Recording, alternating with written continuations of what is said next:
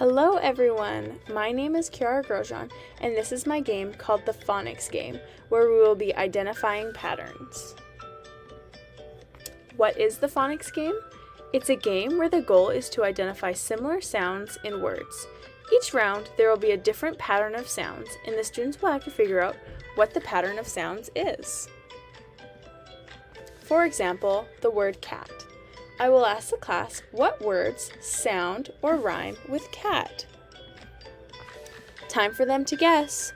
Students will have the opportunity to guess, by raising their hand, what words are similar to cat. They can answer with words such as bat, rat, sat, or flat. But if they answer with the word dog, I will tell them to think again. The words will get harder as the game progresses. Who can play? This game can be played in groups to as small as 3 up to a class size of 20 kids. The ages that can play are 5 to 11, preferably. The standard alignment. This game goes along with the standard alignment of the National Education Association, which states phonological and phonemic awareness are important pre-reading skills related to the ability to hear, identify, and play with sounds in the spoken language, including rhymes, syllables, and the smallest units of sounds, which are phonemes. The game objective. The game objective is to get as many similar sounding words together until the entire group is out of ideas. Again, this game can be played within a class size of 20 or into a small group with as little as 3 students. The rules. The teacher or the person reading will write a word on the board that has similar sounding words to it.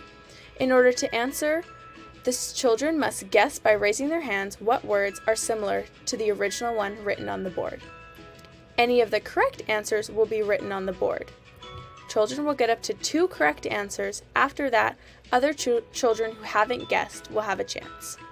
Children with a wrong answer will be told why their answer doesn't fit the original word written on the board.